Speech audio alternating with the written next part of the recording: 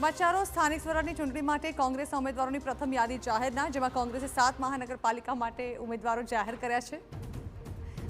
પ્રથમ યાદીમાં 243 ઉમેદવારોના નામ જાહેર કરાયા છે।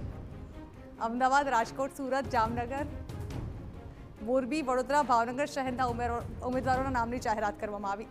અમદાવાદમાં પ્રથમ યાદીમાં 90 ઉમેદવારોની જાહેરાત કરવામાં આવી છે। રાજકોટમાં 40, સુરતમાં 26 અને વડોદરામાં 18 ઉમેદવારો જાહેર કરાયા છે। જામનગરમાં 22, મોરબીમાં 23 અને ભાવનગરમાં 22 ઉમેદવારો જાહેર કરાયા છે।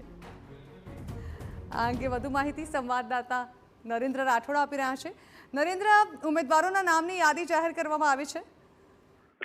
જી ઝરણા, અગાઉથી જ ગઈકાલે જે પ્રદેશ અધ્યક્ષ અમિત ચાવડા દ્વારા એ અંગેની જાહેરાત કરી દેવામાં આવી હતી કે તેઓ કોંગ્રેસને તમામ તૈયારીઓ કરી દીધી છે। ઓલમોસ્ટ ઉમેદવારો નક્કી કરી નાખવામાં આવે છે અને એના જ કારણે જનરલી આપણે એવું જોતા હોઈએ છીએ કે કોંગ્રેસ પોતાની યાદી જે દિવસે ફોર્મ ભરવાનું હોય એના આગલા દિવસે જાહેર કરતી હોય છે, પરંતુ આ વખતે પહેલાથી જ અભ્યાસ કરવામાં આવ્યો હતો અને ત્યારબાદ તમામ કેન્ડિડેટ સંદર્ભની અંદર છેલ્લા 2 દિવસથી બેઠકો પણ ચાલી રહી છે અને બેઠકોમાં સિંગલ નામ જે આવી રહ્યા છે એવા આ તમામ 243 નામોની પ્રથમ યાદી જાહેર કરવામાં આવી છે। પ્રથમ યાદીમાં તમામ જે મહાનગરપાલિકાઓ છે એ મહાનગરપાલિકાઓના કોંગ્રેસના જે ઉમેદવારો છે એમના નામ આમાં જોવા મળી રહ્યા છે, જેમાં સૌથી વધારે અમદાવાદના 90 છે, ત્યારબાદ રાજકોટના 40 અને ત્યારબાદ વડોદરા, ભાવનગર, સુરત અને જામનગરના નામ પણ સામેલ જોવા મળી રહ્યા છે।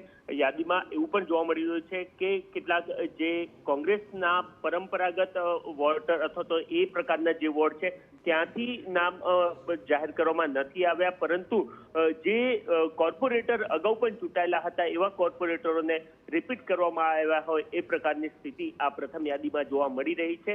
આગામી 3 દિવસ બાદ અન્ય એક યાદી પણ કોંગ્રેસ દ્વારા જાહેર કરવામાં આવશે। કુલ 3 તબક્કામાં કોંગ્રેસ પોતાના ઉમેદવારો જાહેર કરશે। જી બિલકુલ નરેન્દ્ર, આભાર। તો કોંગ્રેસ દ્વારા સ્થાનિક સ્વરાજની ચૂંટણી લઈને પ્રથમ ઉમેદવારોની યાદી જાહેર કરાઈ।